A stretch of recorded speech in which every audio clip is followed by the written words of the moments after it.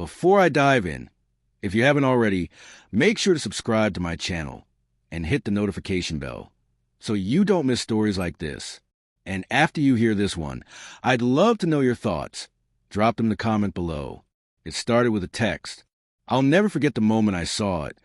The way my stomach dropped and my chest felt hollow. My phone buzzed while I was in the kitchen making coffee. Can you meet me later?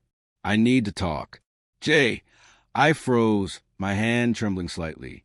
Jay was a name I thought I trusted, a friend she had just met at work.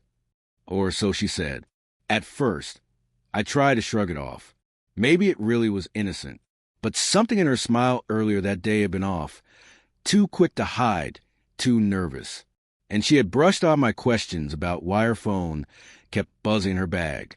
It's nothing, just friend from work, she'd said. That night, she called him a friend. But something told me it was far from that. The first sign I ignored was the missed calls. Her phone would light up across the table while we were having dinner, and she'd leave it face down, fingers twitching every time it vibrated. And the excuses always a little too practiced.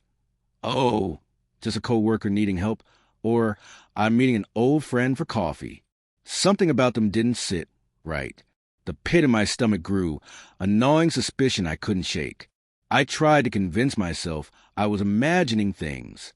Maybe I was being paranoid. Maybe I was overthinking. But when I came home earlier than usual one Friday night, the apartment was dark. The way her perfume lingered in the hallway. It was him. I didn't know why my heart pounded, why my hands went clammy, but I knew I had to know.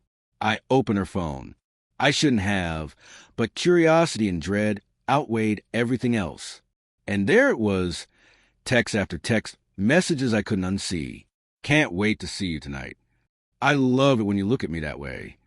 I wish you were mine, just mine. Each one a knife twisting deeper.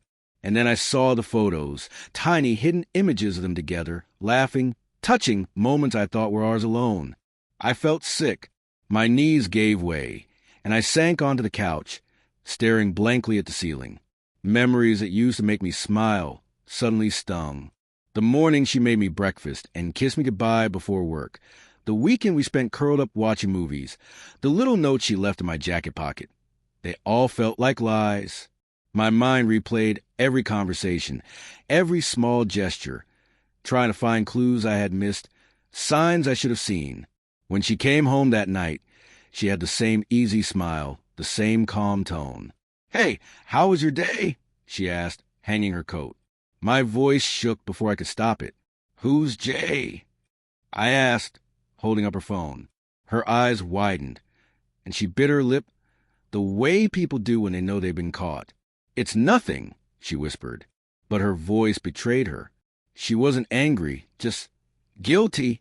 "I saw your messages," I said, my hands gripping the counter to steady myself. "The texts, the photos, everything." She sank into the chair, burying her face in her hands.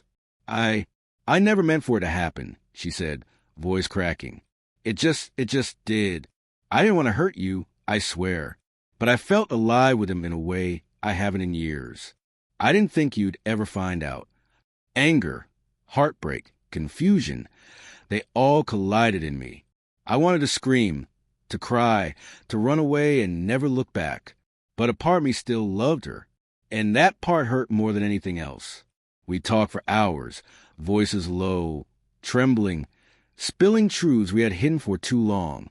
I listened to her, tried to understand, and yet every word cut deeper than the last. The betrayal was real, and it was ours. In the end, I had to make a choice, not just about her, but about myself. I couldn't stay in a marriage built on lies, but leaving didn't mean I stopped caring. I packed my things that night while she sat silently, ashamed and tearful. As I walked out the door, I felt the weight of years fall off my shoulders and, for the first time in months, a quiet sense of clarity.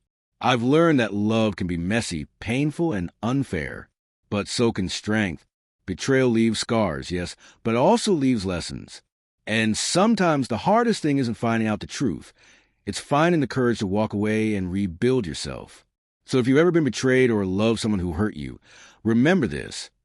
Your heart can heal, your trust can return to yourself, and your life can continue with a new kind of strength you never knew you had. If you stayed until the end, thank you for listening. Don't forget to subscribe. Share your thoughts in the comments, and let me know how you'd handle a betrayal like this.